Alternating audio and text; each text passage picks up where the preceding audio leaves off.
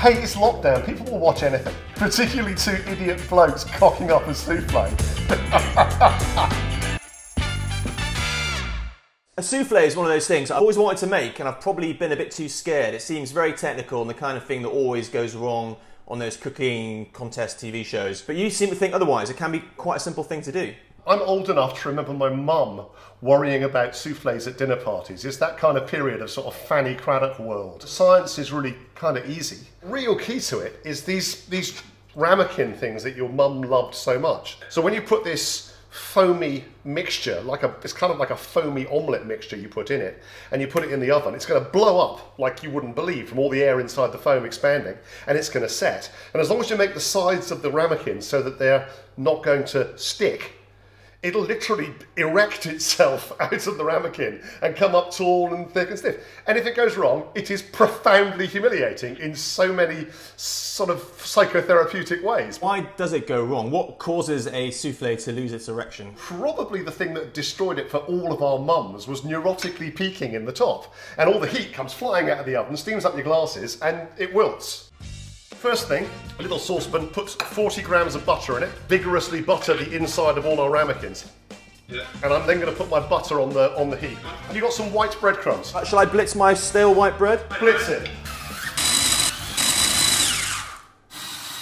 So the breadcrumbs, if you can call them that, mine are more like bread lumps. You do actually own a blender. I thought you were doing it with a lawnmower, frankly, but that's great.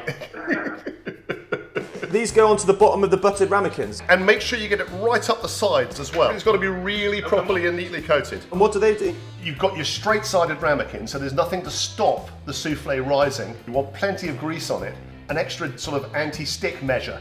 You breadcrumb it too. How does that look? Not brilliant. Oh, this one's going a bit better. Butter, heat it up, and then add 40 grams of plain flour to make the roux for the base of the bechamel, yeah? The butter and the flour should combine. Remember, you're going for a kind of a biscuity smell, yeah? The thing that made me think of this dish is that I ate at Shell Roux's restaurant a few years back, and he's got this creamy, cheesy souffle, which is just like nothing else I've ever tasted. It's just absolutely divine. You're putting me up against Michel. Yeah, I expect to be impressed, yeah? He's French, for Christ's sake. He's got souffle in his blood. You've got chip fat in your blood, right? Exactly. Once you've got that cooked, take it off the heat, add a little bit of milk. We're going to end up putting in 300 ml of milk. We just add it a little bit at a time, off the heat, whisk it till the lumps disappear, then add a bit more. Once you've got about 100 ml in and it's good and smooth, I then put it back on the heat, keep whisking so it goes smoother thicker. You stir it one more time and leave it off the heat because you want it to drop its temperature now.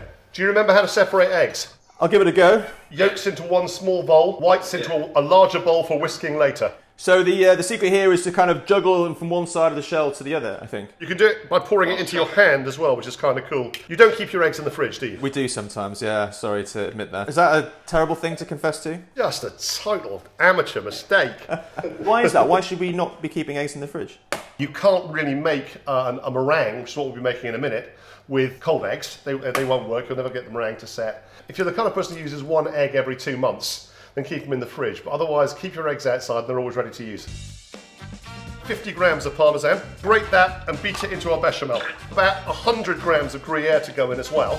Don't put it on the heat. Stirring it in cold now. So is this forming a kind of a lumpy, claggy paste? Yep. Add the egg yolks and stir those in too. This is all off the heat. You certainly don't want any heat now because you're basically just making scrambled eggs. At this point you can also season it. Salt and pepper? A little bit of salt, not too much because the Parmesan's salty and the Gruyere's salty. Pepper, yeah, good idea. So what should the consistency be like? Because mine's quite lumpy. Well, kind of sloppy scrambled eggs. Now this is the bit which is going to really separate the men from the boys. Taking the egg whites and beating them up into a meringue. I'm going to use one of these because terribly 1970s retro.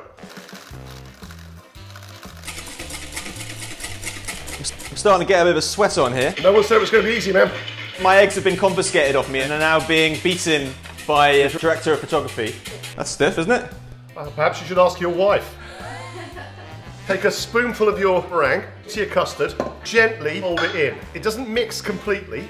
All you're doing is using the foam to lighten the custard. And then by the 3rd or 4th spoonful, you'll see you're getting a very, very lightened mixture. So the key here is a sort of a light touch. A very light touch. You want to move your spatula through this stuff as little as you can. You got it, you got it. What I like about this is, I mean, you can talk about this all you like and you can read as many instructions as you want. But when you actually have the tools in your hand and you can see what it's doing, the science kind of dictates it for you. You can see you're trying to keep the air trapped in there, but you do want to combine it, but not so much that it's going to be a problem. Shallow baking tray, and I put all my ramekins inside it. Carefully spoon the mixture until they're about 3/4 full. Pour boiling water in around the pots into the baking tray, creating something called a bain-marie to stop the heat aggressively overcooking. Put it into the oven and start a timer. All those trapped bubbles that you carefully preserved are now going to expand. The worst thing we could possibly do right now is crack and peak. We let the air out and the whole thing will flop. What's really being exposed is how little we clean our oven door. It's not a great view in there. You know, I wonder if we're discovering something interesting here about the 1970s cook looking through the window of that thing. I mean, about now, if I had a dinner party full of people outside, I'd be bloody terrified and I'd take a peek. But this is exactly why I've never cooked it for a dinner party, because I just know it's one of those things that would fail, and already I'm feeling the pressure. It'd be like one of those classic chocolate fondants or something, where, you know, where the chocolate doesn't run in the middle. Hey, it's lockdown. People will watch anything, particularly two idiot blokes cocking up a soufflé. Is this the kind of thing that you cook often, a soufflé? I haven't done a soufflé in years, but it has a massive emotional connection because I just remember how important things like that were to my mum. I can imagine what the menu would be like at that dinner party. It would start with a prawn cocktail, then you have a cheese soufflé, and it would probably end with a Black Forest Gâteau. Oh, almost certainly, yes, yes. Now, will they collapse? They won't collapse. Mm. Oh, blimey, that is good. I'm happy with that. I think the extra height would have been a more impressive visual treat for your 1970s dinner party, but there's certainly nothing wrong with that to eat. It's absolutely delicious. As in all things, size isn't everything.